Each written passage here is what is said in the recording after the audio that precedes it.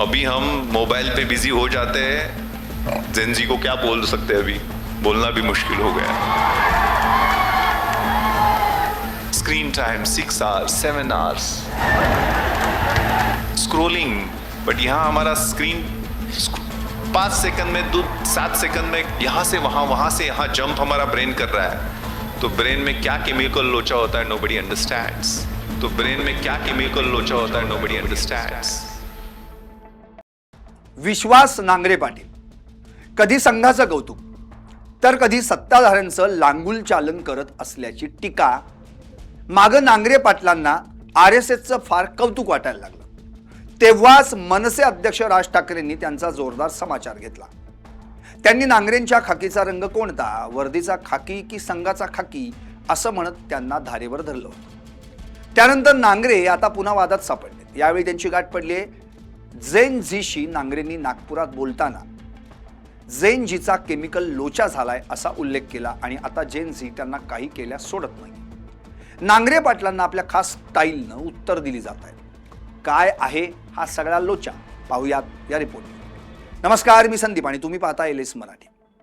नागपुरात आयोजित एका जाहीर कार्यक्रमात राज्याचे ज्येष्ठ आयपीएस अधिकारी आणि नागपूरचे पोलीस आयुक्त विश्वास नांगरे पाटील यांनी आजच्या जेन झी म्हणजेच 21व्या शतकातील तरुण पिढीबद्दल केलेल्या एका विधानानं संपूर्ण महाराष्ट्रात वैचारिक वादळ निर्माण केलंय। कारगिल विजय दिनानिमित्त आयोजित एका विद्यार्थी मेळाव्यात बोलताना नांगरे पाटलांनी आजच्या तरुणांच्या जीवनशैलीवर, त्यांच्या वाढत्या स्क्रीन टाईमवर आणि पर्यायानं त्यांच्या मानसिक आरोग्यावर भाष्य करताना केमिकल लोचा हा शब्दप्रयोग वापरला।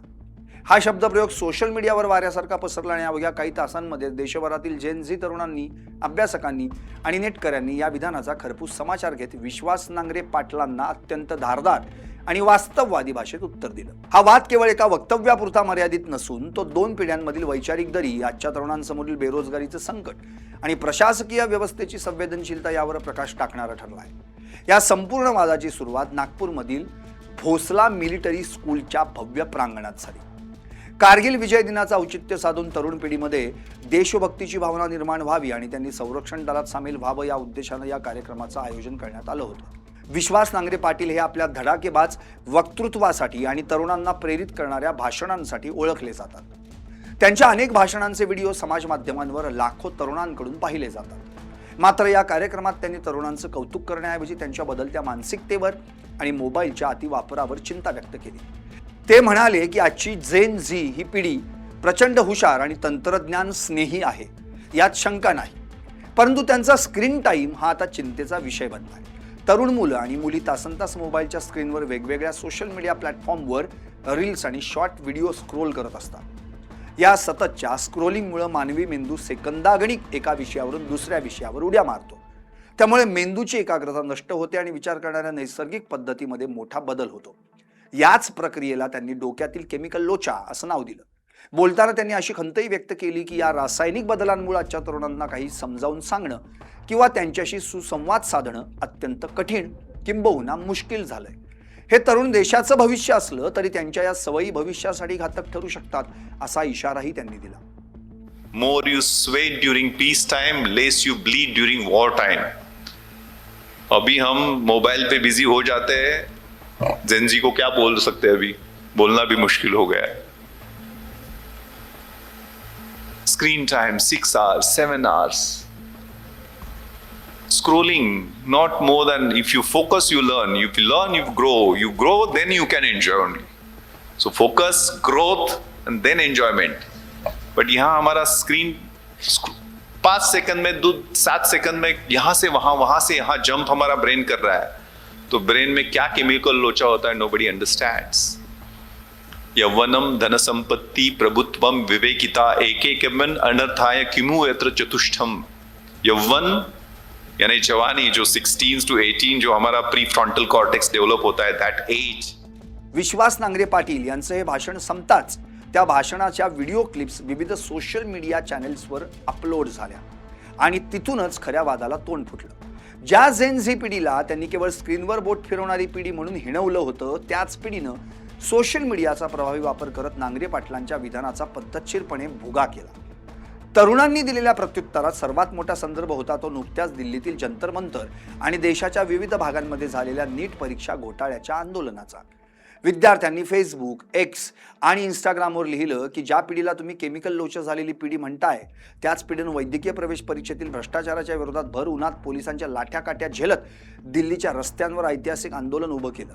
देशातील कोट्यवधी विद्यार्थ्यांच्या भविष्याशी खेळणाऱ्या शिक्षण व्यवस्थेला आणि केंद्रीय मंत्र्यांना झुकण्यास भाग पाडणारी हीच जेन झी पिढी आहे. जेव्हा व्यवस्था अपयशी ठरते तेव्हा ती पिढी केवळ मोबाईलवर वेळ वाया घालवत नाही, तर थेट रस्त्यावर उतरून आपल्या हक्कांसाठी लढते याची जाणीव तरुणांनी ज्येष्ठ पोलीस अधिकाऱ्याला करून दिली.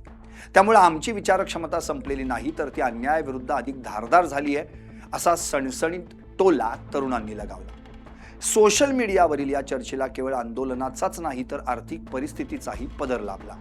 अनेक तरुण विचारवंतांनी आणि सुशिक्षित बेरोजगारांनी नांगरे पाटलांच्या विधानाचा आर्थिक दृष्टिकोनातून वेध घेतला. तरुणांनी विचारलं की आज देशात आणि राज्यात पदवीधर तरुणांच्या हाताला काम का नाही? शासकीय भरती प्रक्रिया वर्षानुवर्षे का रखडत आहेत? पेपरफुटीचं सत्र का थांबत नाही? जेव्हा एका तरुणाकडे शिक्षण असूनही नोकरी नसते, उद्योगधंदे सुरू करण्यासाठी भांडवल नसतं आणि भविष्याची कोणतीही शाश्वती नसते, तेव्हा तो तरुण घरी बसून मोबाईल पाहण्याशिवाय काय करणार? तरुणांचा स्क्रीन टाइम वाढण्यामागं त्यांचं वैयक्तिक अपयश नसून ते देशातील ढासळत्या आर्थिक व्यवस्थेचं आणि बेरोजगारीचं लक्षण आहे, हा मूळ मुद्दा नेटकर यांनी लावून धरला. जर सरकारनं तरुणांना दर्जेदार शिक्षण आणि शाश्वत रोजगार पुरवला तर कोणताही तरुण दिवसातील 8 तास मोबाईलवर घालवणार नाही. त्यामुळे समस्येच्या मुळाशी न जाता केवळ वरवरची विधानं करून तरुणांना दोष देणं हे उच्चपदस्थ शासकीय अधिकाऱ्याला शोभत नाही, अशी टीका सर्व स्तरातून झाली. या वादात नेटकर यांनी केवळ नांगरे पाटलांच्या विधानाचा निषेध केला नाही, तर नागपूर आणि एकूणच राज्यातील कायदा व सुव्यवस्थेच्या परिस्थितीवर बोट ठेवून प्रशासनाला आरसा दाखवला. नागपूर शहरात गेल्या काही महिन्यांमध्ये वाढलेली गुन्हेगारी, अंमली पदार्थांची वाढती तस्करी आणि कोयता गँगसारख्या टोळ्यांचा सुळसुळाट, यावर तरुणांनी जोरदार आक्षेप घेतला. अनेक युजर्सनी कमेंट करत लिहिलंय की नागपूरचे पोलीस आयुक्त म्हणून शहरात ड्रग्जचे नेटवर्क उद्ध्वस्त करणं, महिलांचं रक्षण करणं आणि गुन्हेगारीवर नियंत्रण मिळवणं हे तुमचं मुख्य कर्तव्य. पोलीस दलानं तरुणांच्या डोक्यातील केमिकल लोचा शोधण्यापेक्षा शहरात कुठं रासायनिक अंमली पदार्थांची तस्करी सुरू आहे ते शोधावं आणि त्यावर कडक कारवाई करावी. स्वतःच्या कार्यक्षेत्रातील गुन्हेगारी रोखण्यात अपयश येत असताना त्याचं अपयश लपवण्यासाठी तरुणांच्या जीवनशैलीवर नैतिकतेचे धडे देणं हा निव्वळ दांभिकपणा आहे, अशी अत्यंत आक्रमक भूमिका नेटकर यांनी घेतली. याशिवाय या संपूर्ण वादाला राजकीय रंगही प्राप्त झाला. विश्वास नांगरे पाटील हे शासकीय सेवेत असले तरी त्यांच्या काही जाहीर कार्यक्रमांमधील उपस्थिती आणि त्यांनी घेतलेल्या भूमिका या सत्ताधारी नेत्यांच्या सोयीच्या असतात, असा थेट आरोप काही राजकीय विश्लेषकांनी आणि नेटकर यांनी केला. विरोधी पक्षांच्या युवा कार्यकर्त्यांनी सोशल मीडियावर मोहीम राबवून असा सवालच केला की जेव्हा सत्ताधारी पक्षाचे नेते उघडपणे कायदा हातात घेतात, तरुणांवर अन्याय करतात किंवा वादग्रस्त विधानं करतात, तेव्हा पोलीस प्रशासन मूक प्रेक्षक बनून राहतं. मात्र जेव्हा सामान्य घरातील तरुण आपल्या हक्कांसाठी आवाज उठवतो किंवा व्यवस्थेवर टीका करतो, तेव्हा त्याला मानसिक रुग्ण किंवा केमिकल लोचा झालेली पिढी म्हणून संबोधलं जातं. हा दुटप्पीपणा आता चालणार नाही, अशा शब्दात तरुणांनी आपला संताप व्यक्त केला. या सर्व प्रकारानंतर सोशल मीडियावर झालेल्या प्रचंड ट्रोलिंगची दखल स्वतः विश्वास नांगरे पाटील यांना घ्यावी लागली. एका दुसऱ्या सार्वजनिक कार्यक्रमात बोलताना त्यांनी या ट्रोलिंगवर अत्यंत मिश्किल परंतु सूचक टिप्पणी केली. ते म्हणाले की गेल्या 8-10 दिवसांपासून सोशल मीडियावर मला ज्या पद्धतीने शिव्या घातल्या जात आहेत आणि ट्रोल केलं जात आहे ते पाहता मला एका गोष्टीची जाणीव झाली आहे. पोलीस असो वा देशाचं रक्षण करणारे जवान, आमची नोकरी ही मुळातच थँकलेस जॉब म्हणजेच कृतज्ञता न मिळणारं काम आहे. तुम्ही समाजासाठी कितीही चांगलं काम केलं, अहोरात्र कष्ट उपसले तरीही शेवटी समाजाकडून टीका आणि शिव्या खाव्याच लागतात. त्यांनी आपल्या विधानाचा बचाव करताना सांगितलं की त्यांचा उद्देश तरुणांना अपमानित करण्याचा किंवा त्यांच्या क्षमतेवर संशय घेण्याचा नव्हता, तर एका पालकाच्या आणि जबाबदार अधिकाऱ्याच्या भूमिकेतून त्यांनी तरुणांच्या मानसिक आरोग्याविषयी काळजी व्यक्त केली होती. मोबाईलच्या अतिवापरामुळे तरुणांमधील संवाद संपत चालला आणि नैराश्याचं प्रमाण वाढत चाललंय, हे वैज्ञानिक सत्य असून तेच त्यांनी मांडण्याचा प्रयत्न केला होता, असं स्पष्टीकरण पोलीस दलाकडूनही देण्यात आलं. नांगरे पाटलांच्या या स्पष्टीकरणानंतरही हा वाद पूर्णपणे शमलेला नाही. हा वाद केवळ एका पोलीस आयुक्तांच्या विधानाचा आणि त्यावर तरुणांनी दिलेल्या प्रतिक्रियेचा नाही, तर हा 2 वेगवेगळ्या कालखंडात जगणाऱ्या पिढ्यांमधील संवादाचा अभाव दर्शवतो.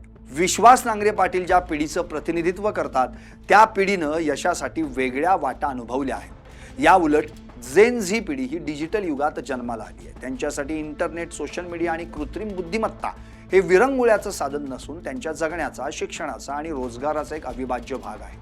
या पिढीची माहिती मिळवण्याची गती जुन्या पिढीपेक्षा कितीतरी पटीनं अधिक आहे. त्यामुळे जुन्या पिढीनं आपल्या निकषांवरून नवीन पिढीचं मूल्यमापन करणं थांबवलं पाहिजे, असा सूर या वादातून पुढे आलाय.